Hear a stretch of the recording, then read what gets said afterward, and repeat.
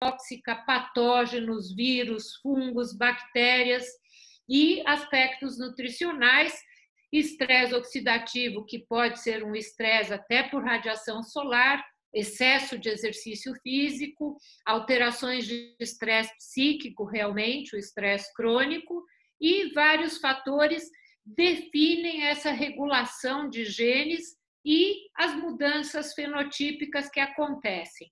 Essa flexibilidade fenotípica, como ela é construída? Quanto mais eu finco saúde nos primeiros anos de vida, o que é fincar saúde? Construir bem esse indivíduo.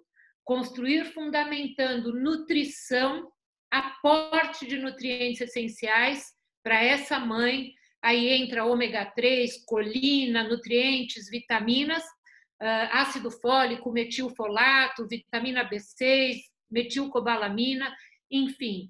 O que eu construo de doadores de metil, assim como um equilíbrio metabólico não hiperglicemiante, não inflamatório, com uma boa microbiota materna, trazendo esse vínculo com a saúde, que a gente chama de pêndulo de saúde. O pêndulo de saúde, o que ele faz? Ele constrói um indivíduo mais estável ao longo da vida. É mais difícil sair do status de saúde. E aí, assim que eu saio, eu volto para o modelo funcional.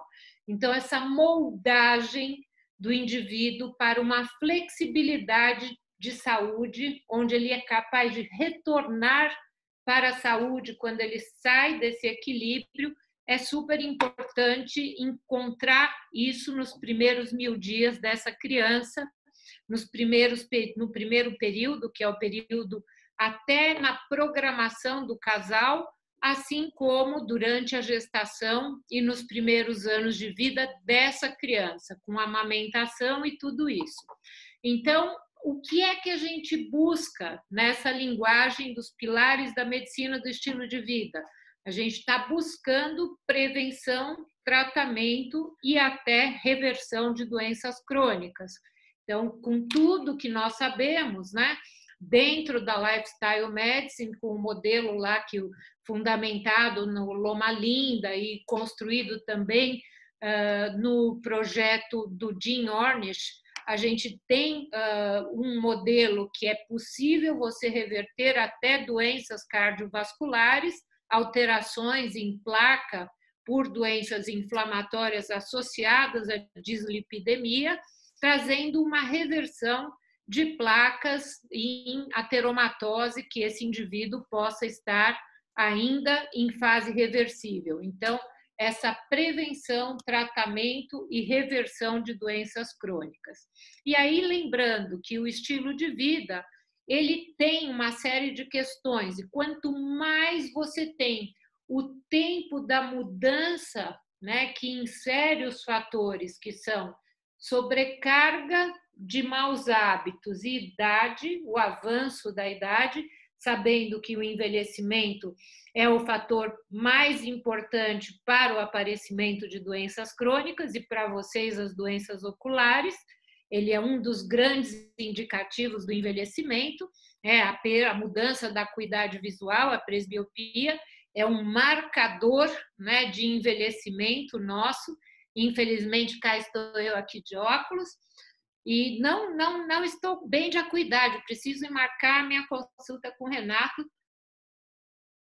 que eu já falei com ele que eu fiquei muito no computador esses anos todos, acabei fazendo uma grande carga de estresse ocular. Então, nós temos aí mudanças ao longo da vida que trazem uma correnteza que cada década nós evoluímos com uma maior tendência de expressarmos os modelos disfuncionais. Então, se a gente pensar em vocês aí, né, que cada um tem uma forma de ser, isso é o psicofenótipo, viver, né, que são as nossas tendências a escolhas, vícios, hábitos, isso é inserido também pelos modelos culturais e familiares, mas também ele está nessa epigenética transgeracional comportamental, que nós falamos que nós trazemos, arquivamos as experiências ancestrais. Então, existe uma tendência a repetir as histórias, aí no nosso modelo integrativo, né? Como que a gente entende o indivíduo, que muitas vezes vai para um desequilíbrio, como se fosse uma correnteza na qual ele é levado pelas experiências ancestrais. Então, nós temos essa forma de ser, aí temos um fenótipo, um psicofenótipo, um metabofenótipo, e aí envelhecemos e adoecemos. Muitas vezes, nesse modelo, né, o que a gente tem? Um modelo operacional. Esse modelo operacional que transcreve a doença, ele é um modelo bioquímico disfuncional e que vem sempre associado a fatores ambientais. Eu falo que o estilo de vida, ele clica o genoma, ele vai clicando o genoma, e nós temos pela insistência, por isso que a gente fala muito, quando se insere um modelo de mudança de estilo de vida, a gente precisa ensinar esse indivíduo a se comunicar com os genes de maneira inteligente. Então, eu falo, precisa telefonar para os genes, dar um alô para os genes, mande boas mensagens, vamos comer os fitoquímicos de uma maneira rotineira, todos os dias vai ter um prato colorido, tem os alimentos roxos, tem os cor de laranja, e aí, se a gente não consegue comer, nós vamos tomar os suplementos e nutracêuticos. Então, nós temos que lidar com essa experiência dentro da individualidade bioquímica e dos aspectos que acompanham esse indivíduo. Então, alterações de sono interferem muito aqui, a liberação de melatonina como um modulador, um regulador de estresse oxidativo, atuando no sistema linfático, reduzindo a inflamação crônica, melhorando a capacidade de restauração à oxidação, aí reduzindo os modelos inflamatórios da obesidade, medicações que interferem na qualidade de envelhecimento, alterações tóxicas medicamentosas que interagem com a qualidade e a acuidade visual, enfim. E nós temos toda essa questão do indivíduo, né, exposto num ambiente com uma carga tóxica e com carga que é contínua no seu dia a dia, e quanto mais tempo eu acumulo essa carga tóxica nesse container da vida que é o nosso corpo, o nosso plasma ele passa a refletir esse aspecto na saúde como um todo. Então, aqui é um dos meus slides favoritos, porque ele é um resumo quase de tudo que eu falei até agora. Então, nós temos aqui esse ponto de referência, que é o que traz essa matéria informacional como uma única célula que se transforma num embrião para se tornar um futuro indivíduo, e esse indivíduo com um potencial de saúde que o Lázaro me fala que é o livestock, né? Então, o livestock é uma coisa que nós construímos o dia a dia, no dia a dia, mas aqui depende muito dessa fase. Então, essa fase de estabilidade do pêndulo da saúde, e aqui ao longo da vida as nossas escolhas. A gente pode romper um patrimônio bom de saúde? Claro, eu posso ter questões que não são controláveis, como agora esse momento do coronavírus, mas eu sempre posso tentar retomar os aspectos positivos de saúde. Então, aqui o uso de medicamentos, antibióticos e escolhas saudáveis dentro de um prato colorido, dentro do possível um plant-based, uma alimentação mediterrânea, rica em ácidos graxos poliinsaturados, monoinsaturados. E aqui o nosso tradutor intérprete, que é o genoma da microbiota, o nosso microbioma, que tem uma comunicação contínua com todas as nossas células e trazendo uma série de fenômenos que hoje tem referência completa em relação à expressão de doenças crônicas, doenças metabólicas, psiquiátricas, neurológicas. Então, tudo isso a gente sabe. O que a gente tem nesse grande epitélio, nesse grande órgão, né, nesse tubo, nós temos mecanismos de sinalização, que são os toll-like receptors, nós temos alterações de permeabilidade intestinal, alterações de reatividade, que aí entram a gluteomorfina, a caseomorfina, alterações que se comunicam com o tecido nervoso, com reações autoimunes e inflamatórias, e também temos as alterações que vêm da inflamação por liberação de elementos LPS, de parede bacteriana, que também vão interagir com mecanismos inflamatórios crônicos, gerando também doenças metabólicas, doenças neurológicas e psiquiátricas. E hoje, como nós somos lidos, né? Nós somos lidos através de algoritmos em diferentes formas de leitura, dependendo daquilo que nós buscamos. Se eu estou olhando para aquele indivíduo em relação à expressão da sua microbiota, do seu epigenoma, da sua carga genética, dos genes que nós temos como um script principal de como nós podemos nos manifestar como indivíduos, mas como a gente já viu, nós temos um epigenoma que modifica esse conteúdo, esses genes, e sem modificar a sequência de DNA, ele traz uma modificação nos genes que serão transcritos e que vão, em si, sintetizar proteínas e hormônios. Além disso, nós temos o estroboloma, que está metabolizando todos os hormônios, e aí está relacionado também a câncer de mama, câncer de próstata, aductoma, metiloma.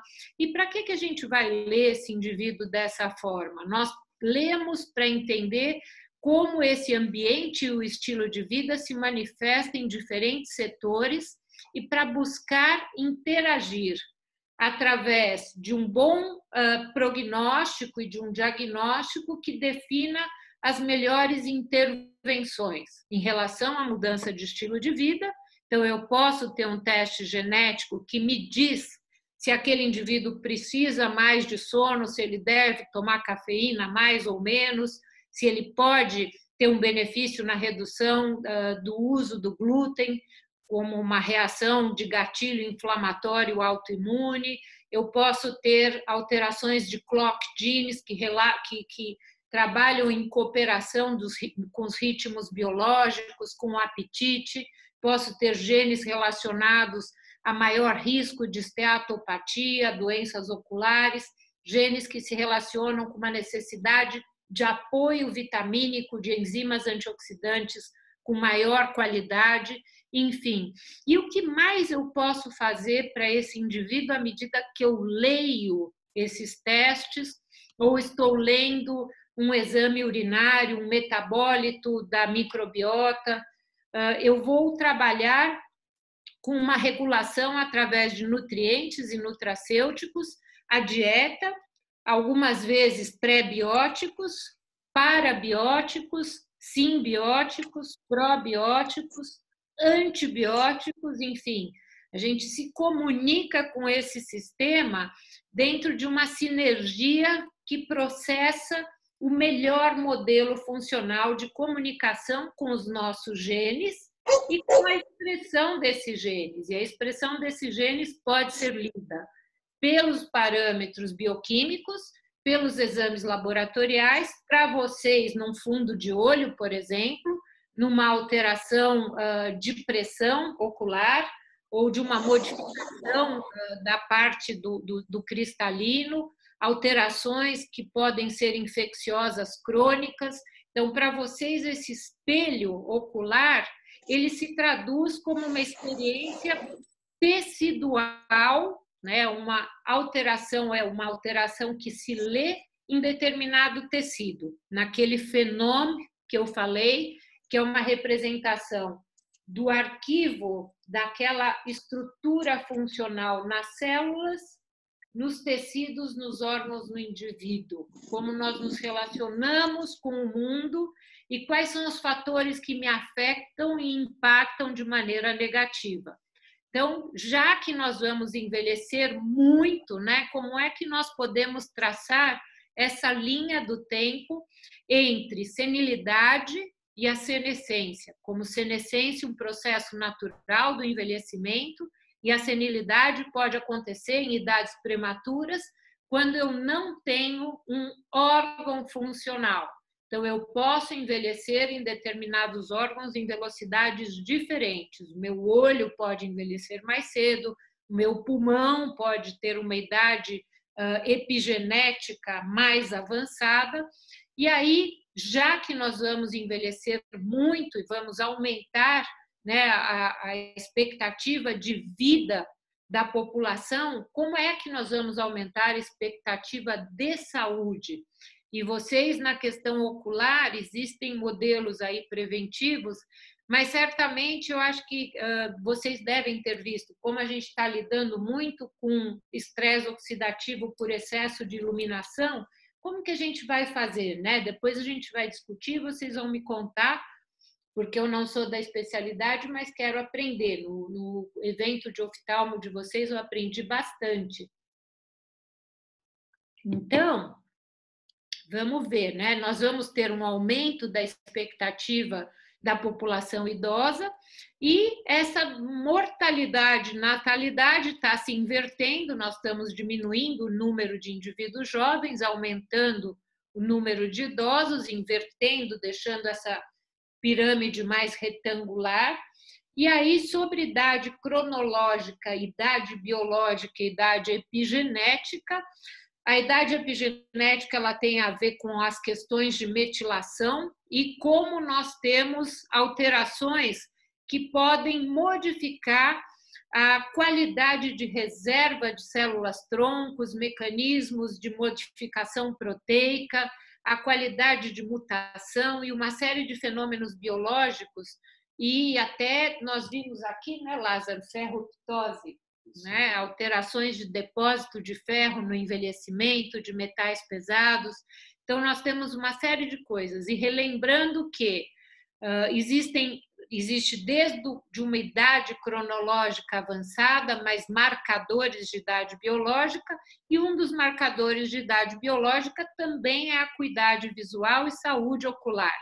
E aí a idade epigenética tem a ver com o quanto cada um de nós tem uma reserva de patrimônio de saúde que nos dá coringas para ser descartado. Então, se eu sou fumante ou se eu tenho muito estresse oxidativo ocular, eu tenho uma menor capacidade de regenerar aquele tecido. Eu estou gastando saldo biológico e aí eu avanço nessa idade epigenética. Então, aqui mostrando um pouquinho fatores que mostram indivíduos com a mesma idade, mas com um potencial, né, disfuncional, dependendo do investimento que eles tiveram ou dos aspectos genéticos que eles trazem.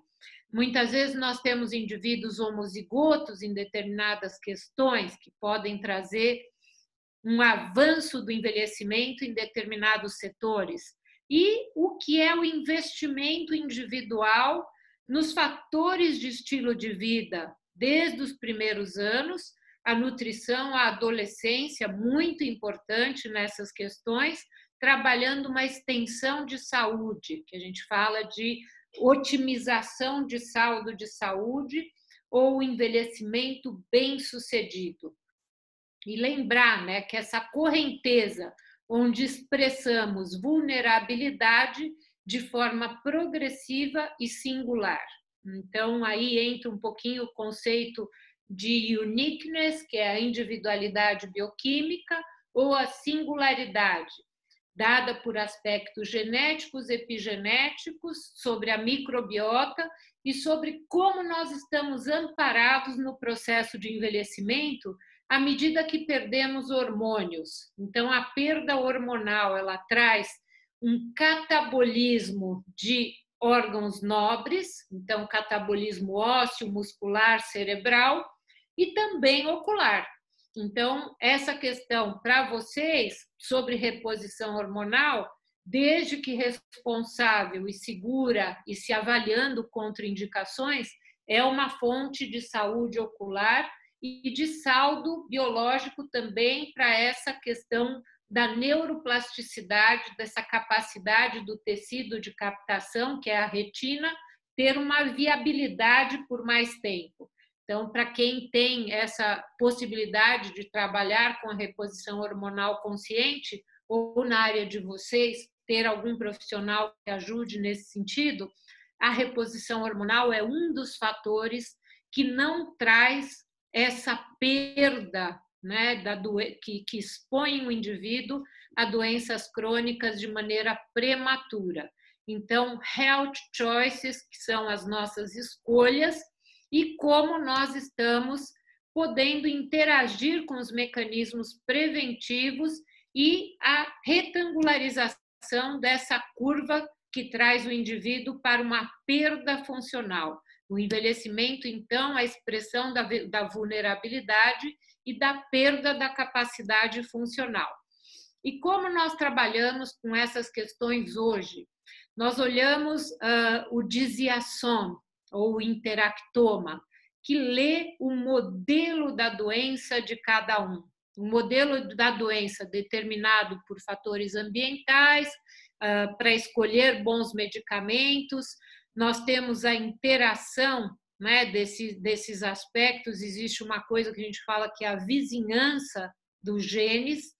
A vizinhança dos genes, em geral, ela traz doenças que se associam, aí entra diabetes, hipertensão, doença cardiovascular, não apenas pela sequência dos eventos metabólicos, mas por genes envolvidos na vizinhança daquela doença. Então, existem genes aqui, se vocês olharem, são aspectos como se fosse cluster de genes, eu chamo de bloco de genes, e quando nós trabalhamos com testes genéticos, nós conseguimos enxergar exatamente essa sequência, quase como se fosse um grupo tendencioso, um grupo terrorista que aparece na hora do envelhecimento. É como se eles fossem aparecendo como pipocas. E se a gente joga muita coisa ali em cima dessa pipoca, ela aquece e estoura mesmo, como uma expressão de doença que se junta num cenário de maior risco de adoecimento em cascata. A gente fala que o adoecimento é uma coisa, o adoecimento é um fator metastático, né? O adoecimento metastático, ele quer dizer quase como se fosse uma sequência de várias doenças que aparecem uma atrás da outra. Então, a organoptose. Então, acho que vocês já ouviram falar um pouquinho disso, né? Organoptose, a mitoptose, que é a disfunção mitocondrial. E o que a gente busca, né? Em qualquer setor que trabalha hoje com lifestyle e personalized medicine, a gente busca esse envelhecimento bem-sucedido, e envelhecimento bem-sucedido tem a ver com esse livestock, que é os modelos que nós investimos em saúde em todas as fases de vida. Esse é o projeto que está aqui na minha clínica, então esse planejamento gestacional, acompanhamento, os primeiros anos, saúde do adolescente, aí toda a programação que nós fazemos para o envelhecimento, para não existir essa queda. E aí é claro que esse paper é um paper clássico, né, From Pre-Womb to Tomb. Ele é um clássico que saiu no Cell, que mostra muito os fatores que nós temos de predisposição a expressar em cada fase aspectos específicos. Então, adolescência, nós temos doenças sexualmente transmissíveis, doenças psiquiátricas, em torno dos 50 anos nós vamos ter mais câncer, alterações por medicamentos, por cruzamento de medicamentos. Então, nessa linguagem, né, de estabelecer modelos preventivos em saúde, para vocês, em torno dos 45, 50 anos, a gente tem o aparecimento mais presente de doenças oculares, mas é claro, a gente tem outras coisas aqui, você falou que você trabalha com alterações que são do globo ocular, enfim, E aqui, como que nós lemos, né, essa questão?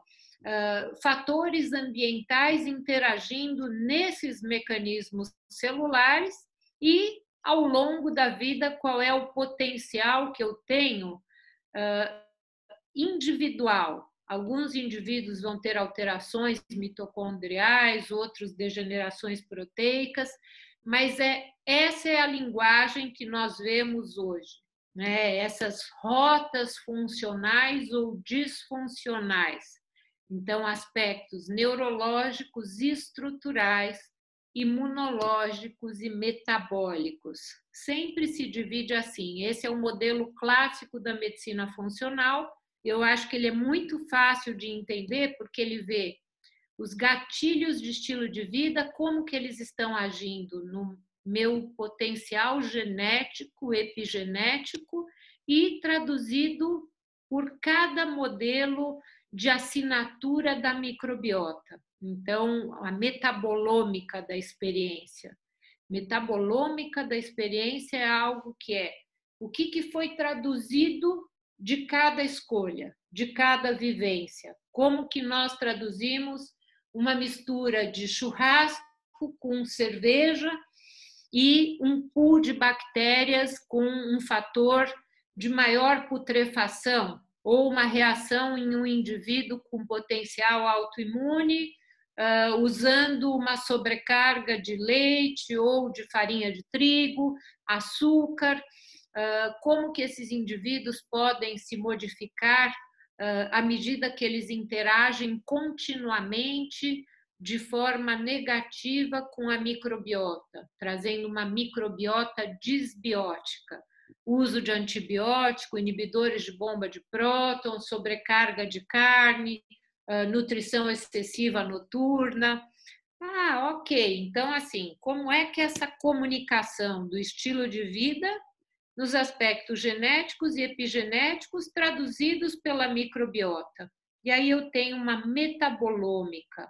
Essa metabolômica é a tradução simultânea de tudo que eu fiz e que espirra para cá, pode alterar articulações, fazer osteoporose, vira e mexe a gente vê pessoas perdendo cálcio urinário, calcificando cristalino, fazendo calcificações cerebrais, modificações de inflamação contínua na parte cerebral, alterações de leaky gut e leaky brain, que é essa barreira hematoencefálica também alterada, a proliferação de marcadores inflamatórios que aparecem nesse indivíduo, trazendo uma sequência negativa de metabolização de aminoácidos, gerando neurotoxinas, enfim.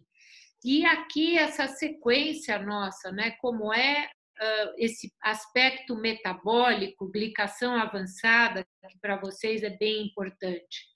Então, esse script da doença, ele vai ser lido de uma maneira bem individual e nós entendemos que esse envelhecimento, ele se dá ao longo da vida numa velocidade que pode ser norteada por nossas escolhas. Então, esse horizonte clínico, ele nos dá a possibilidade de assistirmos esse indivíduo na sua vulnerabilidade. Então, nós temos que assistir a vulnerabilidade, a individualidade bioquímica e entender qual é a cascata de envelhecimento, qual é o órgão mais vulnerável e aonde é que nós perdemos a capacidade de regenerar, aquilo que nós temos de defeito principal. Então, aqui mostrando esse envelhecimento metastático, eu acho esse slide muito interessante, porque a gente acaba olhando e fala, é mesmo, né? Não é que eu estou nesse negócio? Não é que eu estou chegando lá? Que horror, né? Socorro, né? Mas eu estou nesse negócio, estou no envelhecimento metastático. E aí é claro que existem questões que são individuais, que têm a ver com a idade cronológica. Para vocês, a doença ocular é um grande marcador. Olha a fenoptose aqui, né? A gente ficando caída, né? Os tecidos perdendo estrutura muscular, óssea, a tecido cutâneo, pele, tudo isso é uma questão de moldagem dos fenômenos bioquímicos que antecedem a doença.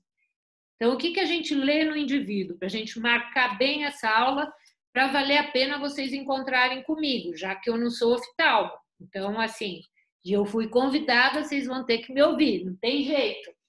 Né? Então, assim, como é isso? Esse envelhecimento metastático, ele é lido dentro de uma linguagem hereditária, aspectos que são dos nossos ancestrais. Ele tem degeneração macular, ele tem diabetes. Então, ok, aquele indivíduo está fazendo oscilação glicêmica aos 45 anos, isso vai ter um impacto na retinopatia, na catarata. A gente vê bastante uma antecipação de catarata hoje, né? Eu não sei se vocês vão me contar isso ou se é uma impressão minha, mas eu acho que é o estresse oxidativo realmente do nosso ritmo de sono, que nós ficamos até tarde, e os fatores que são genéticos e a necessidade de aporte vitamínico mais específico para essa sobrecarga de estresse.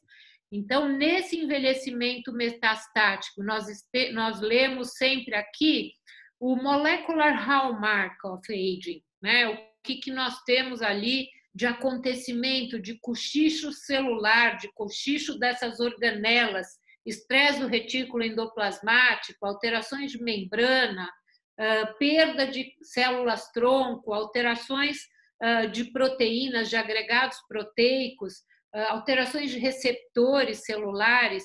E aí esse tema, né, da homeoestenose versus a homeostase.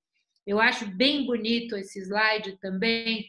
Ele mostra, né, essa constricção da capacidade regenerativa. Não é uma coisa dessa reserva de função que nós temos, a reserva funcional. Então, é lindo esse conceito de homeoestenoses, porque ela mostra muito a perda do ponto de resgate da restauração. Chega uma hora a gente não consegue mais. Então, essa constricção da reserva funcional. Então, isso é um tema que a gente fala, uau, agora não dá mais, foi. Né? Esse indivíduo já perdeu a capacidade de restaurar a sua fisiologia. E aí, como é para nós, né, essa forma de olhar a vida, esses aspectos que nós, na linguagem da oftalmologia funcional, temos de mudança hoje, que você falou tão encantada, Cássia, vocês duas falaram de uma maneira tão bonita, quanto é valioso a gente poder olhar o paciente como um todo, não só olhar um exame ocular e cuidar dessas doenças que permeiam também as questões da oftalmologia.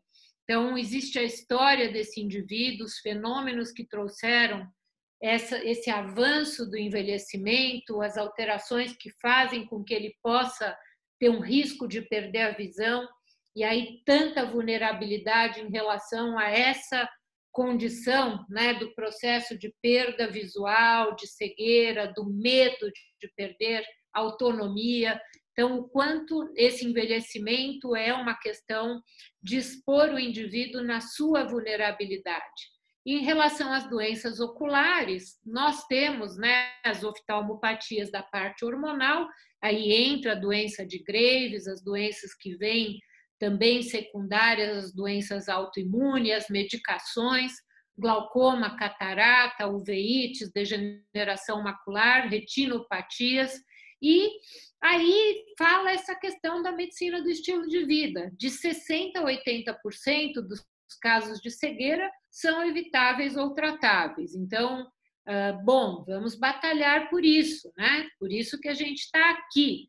E aí, olhando para essas questões da parte ocular, nós temos não só a nossa pitose palpebral, mas toda essa linguagem da mitocôndria disfuncional, das alterações oxidativas, degenerativas que acontecem também em todos os setores da saúde ocular. Então, tanto na questão de lente ocular, as alterações que estão relacionadas as distrofias, olhos secos. Então, uma série de coisas que aparecem nesse envelhecimento. E aí, mostrando a questão ocular da pré-menopausa, olha só, nós aqui, né, com essa modificação do envelhecimento, ganho de gordura, as disfunções do envelhecimento e a perda hormonal feminina, coincidindo com os aspectos de envelhecimento ocular e perda de acuidade. Então, essa cascata do envelhecimento, esse envelhecimento metastático. E aí também com as alterações glandulares, com olho seco, com modificações de hiperqueratinização, alterações de viscosidade, obstruções. Então, veja, os fatores hormonais e ambientais interagindo com essas mudanças glandulares. E aqui falando da microbiota ocular, fatores tóxicos ambientais, alterações pró-inflamatórias desse indivíduo. Aí, se eu juntar um pouquinho de mudança hormonal, olho seco, não lubrificação, alteração de nível de vitamina D, nível de vitaminas antioxidantes, a desidratação, né? Ou então essa evaporação, o olho seco, tudo isso faz uma modificação progressiva que cursa com uma série de doenças oculares. Então, e o que a gente tem que fazer para tudo isso? Como que é temperar o genoma? Temperar o genoma é a gente entender quem é aquele indivíduo. Olha, para ele, assim, todo mundo vai fazer teste genético? Não, não é todo mundo que pode fazer. Quando consegue, que bom. Vamos adicionar um pouco mais de conhecimento na nossa estratégia terapêutica, mas muito dos modelos bioquímicos já falam, os ancestrais contam a história da doença daquele indivíduo.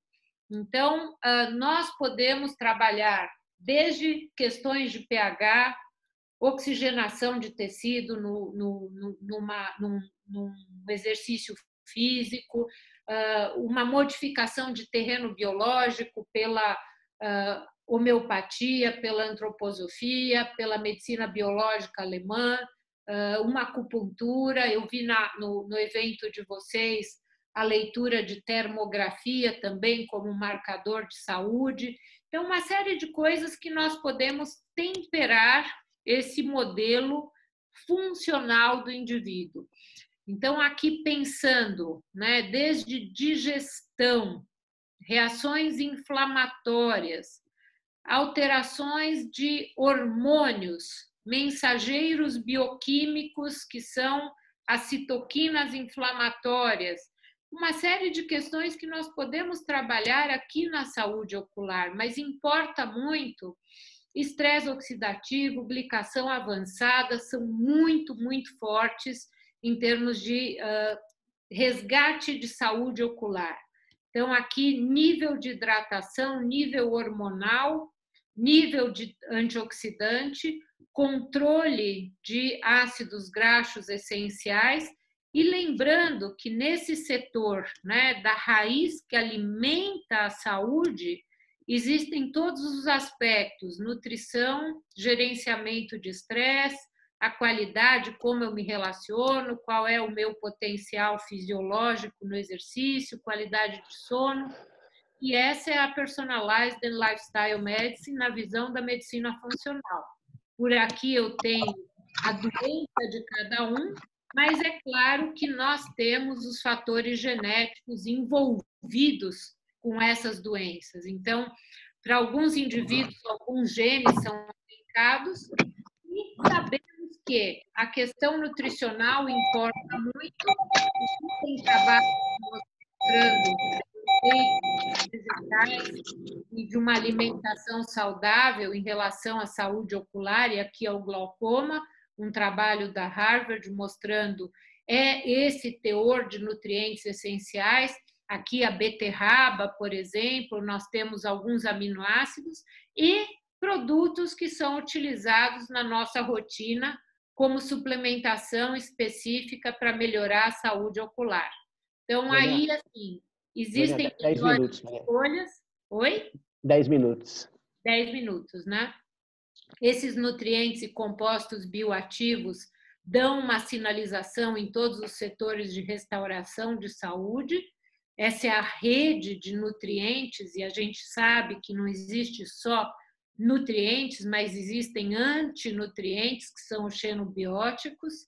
Nós temos uma série de trabalhos científicos na área de vocês, mostrando, né, a degeneração macular e o quanto nós temos de potencial de trabalhar nessa suscetibilidade genética, esses fatores nutricionais, em doenças como olho seco, glaucoma, degeneração macular, e aqui mostrando esse setor de uma maneira clássica, né?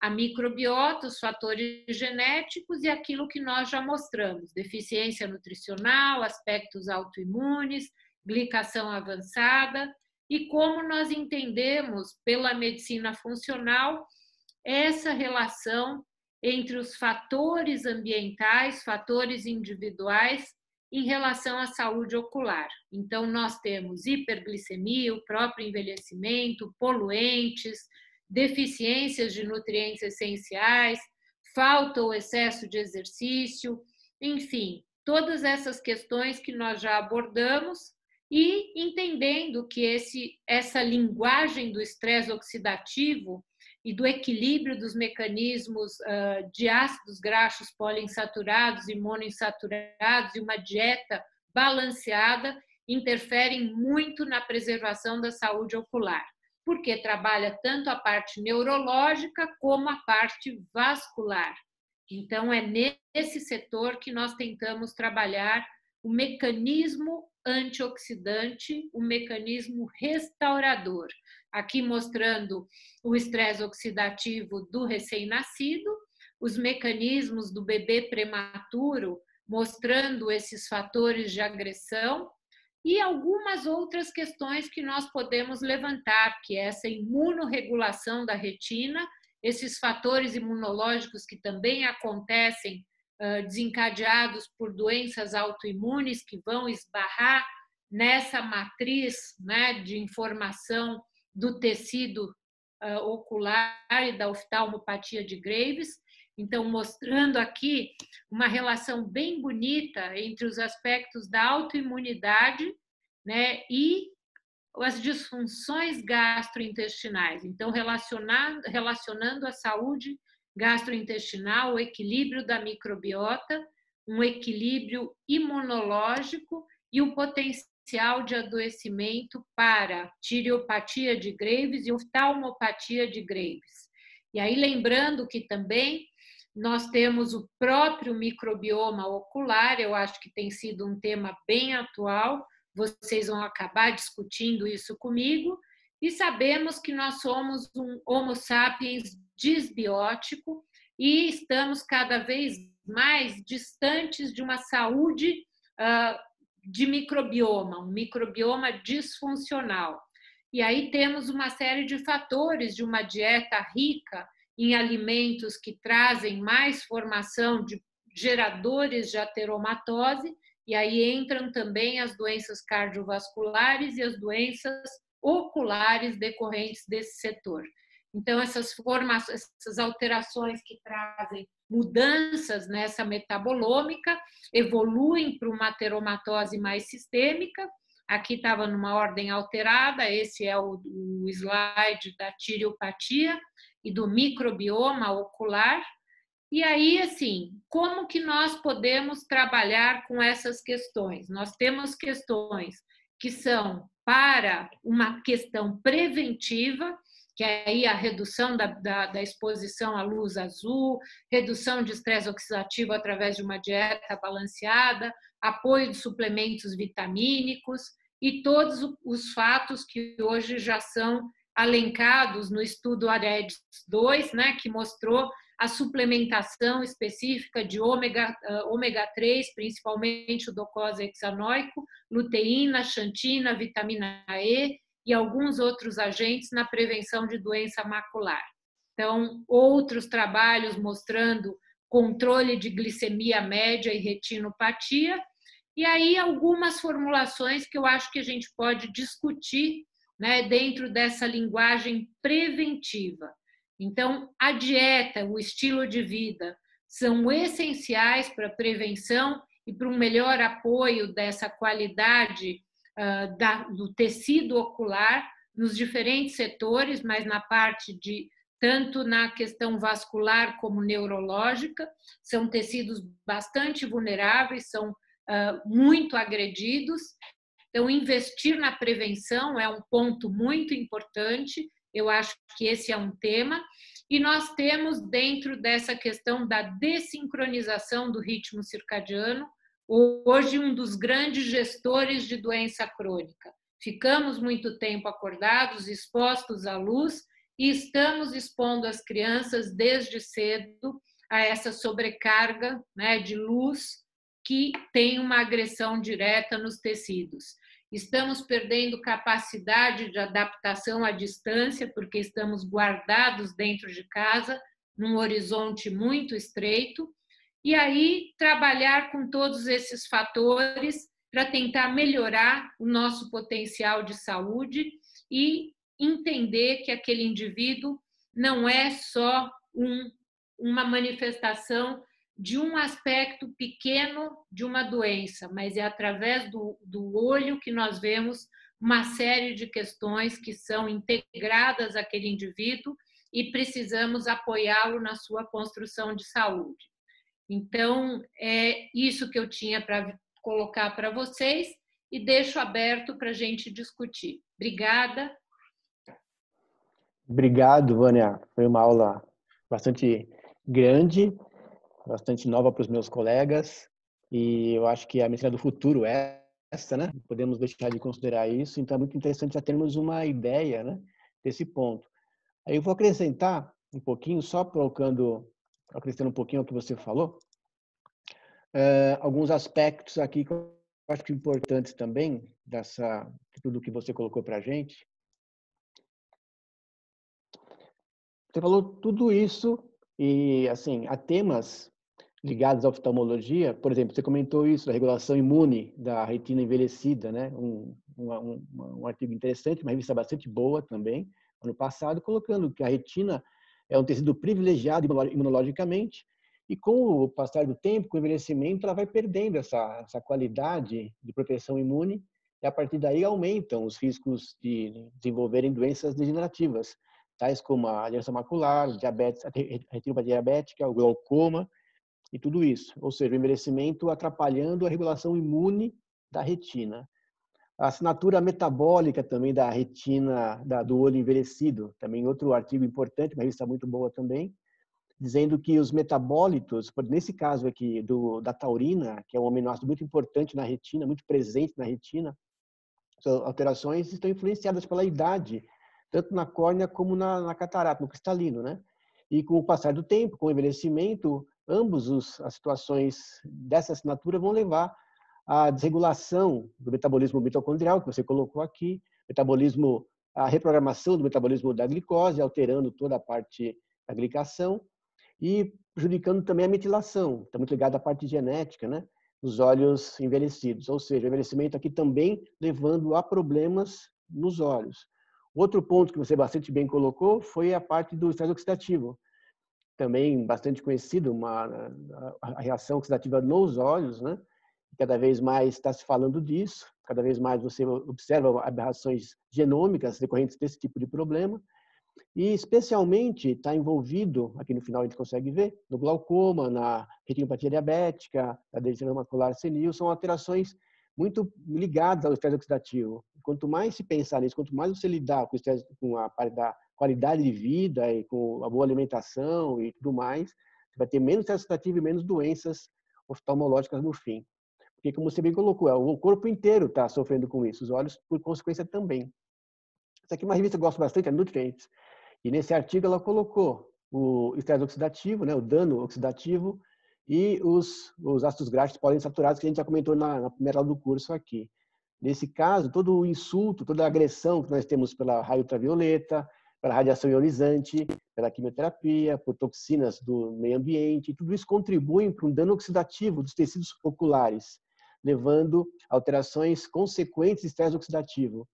E especialmente doenças como olho seco, glaucoma, degeneração macular, todos esses sofrem muito com essa situação e eles sugerem aqui no final que os ácidos graxos podem estar envolvidos numa terapêutica para essa situação. Isso nós já falamos na primeira aula. Uma coisa aqui que a Cris vai gostar, a Luciana vai gostar também, a Karine também, é o VEITH e a microbiota intestinal, que você também colocou bastante bem.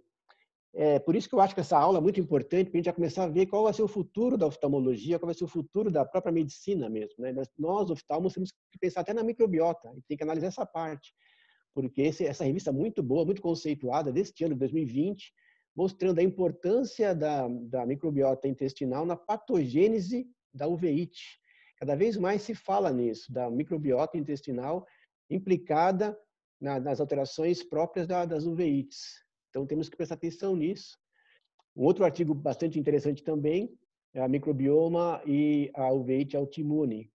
Nesse sentido, eles colocam que os dados das bactérias comensais, elas geram um estímulo para as células T, dos receptores das células T da retina, que vão levar a um trigger, que vão levar a uma uveite por sinal, por fim disso. Ou seja, o microbioma levando a estímulos de alta agressão do olho e a uveites autoimunes. Então, para o pessoal da uveite, fica aqui uma boa forma de pesquisa em cima disso, para a Cris, para a Luciana, para a Karine, para a Ellen. Agora, indo um pouco para a parte da alimentação, que você também bastante bem colocou, um artigo deste ano, os padrões nutricionais e a parte oftalmológica. Nesse caso aqui, catarata e glaucoma, quando comparados a olhos normais, tinham um consumo de menos nutrientes do que as pessoas com os olhos normais, ou seja, as pessoas com catarata e glaucoma tinham menor ingestão de bons nutrientes. O trabalho deste ano aqui também, agora, de maio, bem recente, a dieta mediterrânea e a direção macular. Então, aqui observou-se que uma aderência à dieta, você fazia a dieta mediterrânea, estava associada com riscos menores de progressão da direção macular ligada à idade. E que você aderir também associa-se a uma diminuição do decréscimo, do acrescimento das drusas. Ou seja, cada vez mais se observa que a dieta é uma parte que o oftalmo tem que saber e tem que aplicar nos seus pacientes. Outro, também de agora, 2020, para vocês verem como é uma coisa muito nova isso, né? O papel da nutrição, dos suplementos nutricionais nas doenças de superfície ocular. Nesse caso aqui, nesse trabalho, eles observaram que os efeitos positivos do ômega 3, da vitamina A, da B12, da C, da D, do selênio, da curcumina, dos flavonoides, na superfície ocular. E especialmente o ômega 3, com resultados bastante interessantes. Imaginem nós agora, com 2020, começando a avaliar essa parte, prescrevendo para os pacientes as vitaminas, não só os lubrificantes. Eu acho que nós temos que acrescentar qualidade com isso. Aqui também um trabalho de 2020, todos trabalhos bastante novos, em maio, inclusive, agora, a efetividade da dieta, a implantação da dieta mediterrânea nos parâmetros de olho seco. Nesse caso aqui também, mostrou-se um benefício para os pacientes com olho seco, levando, e inclusive, eles sugerem que, como a Vânia falou bastante bem, que você entrar na dieta, além disso, promoção de estilos de vida de saúde, exercícios, perda de peso, restrição calórica, podem ter efeitos positivos. Então, cada vez mais, eu acho que pacientes com olho seco, nós temos que orientar uma dieta, temos que orientar exercício, perda de peso. Isso sim é uma oftalmologia integrativa, né? 2018, Nutrients, mais uma vez essa revista que eu gosto bastante. O papel da dieta, dos micronutrientes, na microbiota intestinal, na degeneração macular. E aqui já sugerindo, o que também a Vânia falou, num eixo intestino-retina. Eixo intestino-retina. Onde aqui, eles resumidamente colocam uma estrita interação entre a microbiota intestinal e a retina. E a partir daí, uma série de situações, nesse caso aqui, ligada à degeneração macular. Essa aula está sendo gravada, vai ser colocada no site, no canal do YouTube do CEL da Unifesp. Vocês podem rever, podem pegar esses artigos lá, ver com mais calma, que são artigos bem interessantes. Resumindo um pouquinho o que a Vânia falou, hábitos saudáveis e, por outro lado, altas gorduras, triglicérides, desbiose levando a leaky gut, que é uma alteração intestinal, a gente pode falar um pouco mais sobre isso. As dietas, as inflamações sistêmicas de baixo grau, que vão prejudicando bastante os olhos, o envelhecimento, o fumo, a exposição à luz. tudo isso aí vai afetando os olhos. São coisas gerais que afetam bastante os olhos. Mais uma vez, um trabalho nessa revista muito importante, 2017, mais uma vez falando do envolvimento do eixo retina-intestino na relação com a degeneração macular ligada à idade. Então, as dietas de alta glicemia, especialmente, estão muito ligadas ao prejuízo e à piora da degeneração macular. Então, sugere-se uma dieta de baixo conteúdo glicêmico. Isso está ligado a uma não piora ou uma piora menos importante da degeneração macular, um controle um pouco melhor. Mais uma vez, o risco da modificação da microbiota intestinal pela dieta rica em açúcar na degeneração macular. Mais uma vez, colocando aqui que as alterações ligadas ao excesso de açúcar, especialmente a uma má dieta, você vai alterar a microbiota intestinal e você, nesse sentido, você pode complicar ou pode piorar a degeneração macular. Olha que coisa interessante, né? E um artigo também, em 2019, nessa importante revista, uma cegueira causada por junk food.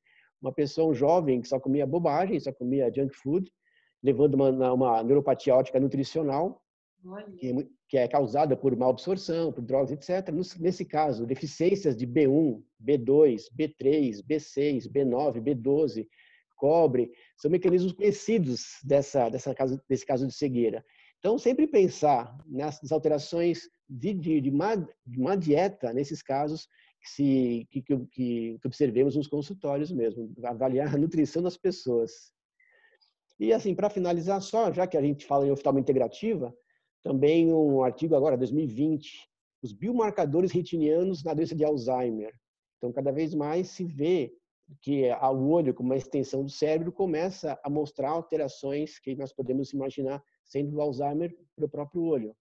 E, por fim, esse outro trabalho aqui, 2020, então todos os artigos bastante recentes, levando a observação de biomarcadores do Parkinson na lágrima. Então, na lágrima, observou-se já alfa-sinucleína, isso indicando uma relação grande com o Parkinson. Então, quer dizer, o olho demonstrando algumas doenças sistêmicas. E, por fim, eu acho que a ideia só é colocar isso como algo um pouco maior. Foi uma aula bastante diferente, uma aula até profunda, que eu fiz. Como eu falei, é uma aula que vai estar no site, no canal do YouTube da Unifesp, vocês podem rever, podem ver com mais calma também, os conceitos aqui levantados. Mas assim, pessoal, nós estamos lidando com o futuro da medicina, futuro presente, na verdade. Cada vez mais a oftalmologia tem que lidar, como a Vânia bem colocou, estilo de vida, exercício, emagrecimento, uma alimentação adequada, porque isso aí vai influenciar tudo no olho também, como foi demonstrado aqui. Vânia, para fechar a nossa reunião, primeiro agradecendo você, algum comentário final? Olha, eu fiquei encantada de ver esses slides todos que você colocou, você compilou artigos muito importantes, realmente essa linguagem, é a linguagem atual, a gente não vê mais uma especialidade retalhando o indivíduo, e sim essa junção da comunicação dos aspectos funcionais e disfuncionais que precedem qualquer doença. Se eu estiver falando de neurocognição, de transtorno psiquiátrico, de doença ocular, de osteoporose, qualquer setor, nós olhamos esse indivíduo nos aspectos que vão tecendo os modelos disfuncionais. E isso sempre é aspecto genômico, a epigenética, esse investimento em saúde, que é o saldo, né, o patrimônio de saúde desse indivíduo. E aí as questões da microbiota na moldagem imunológica, metabólica, neurológica e esse sistema de tradução que acontece de todo o estilo de vida pelo genoma, epigenoma e microbioma. E aí, dando esse fenômeno, que é o que a gente tem lido hoje, como o fenômeno celular tecidual e no indivíduo como um todo, na expressão fenotípica de cada aspecto, tanto fenótipo metabólico, fenótipo físico, fenótipo comportamental e da doença de cada um. Então, excelente essa sua revisão de trabalhos, porque fechou bem esses aspectos, né, que nós lemos aqui hoje. Tudo integrado, né? Tudo integrado. É muito legal, completamente integrado. Foi muito bom participar com vocês. Eu estou disponível para quem quiser perguntar alguma coisa e sempre com o meu e-mail disponível também, caso vocês queiram se comunicar. Obrigado, Vânia. E, pessoal, só colocando mais uma vez que vai estar no canal do CEL, da Unifesp, essa aula, para quem quiser rever, para quem quiser ver pela primeira vez que não participou aqui da sessão ao vivo. E, como vocês têm observado, é difícil de fazer as perguntas que vocês querem fazer para os palestrantes, porque a aula acaba indo bem, né? E então nós estamos pensando em fazer uma aula extra, não nada contando ao curso, uma aula extra ao curso, fora do curso, no final da última aula, só para responder as perguntas que vocês estão fazendo. Algumas para sumarizar o curso, dar umas dicas finais e tirar as dúvidas que vocês possam ter, tá bom? Semana que vem nós vamos falar da parte hormonal e o olho. Então o professor Ivaldo Silva vai estar aqui presente e vai falar um pouco mais e vai acrescentar esse aspecto, tá bom? Vânia, obrigado a todos. Até semana que vem. A Cássia, a Carla. Um beijo, obrigada, doutora Vânia. Um beijo, Carla. Tudo de bom para todo mundo. Um beijo, obrigada. Tchau, para todo mundo também. Grande abraço. Obrigada, doutora Vânia. Beijo, tchau, beijo. Tchau, tchau. Tchau, lindinha. Tchau, Renato. Boa noite. Boa noite a todos.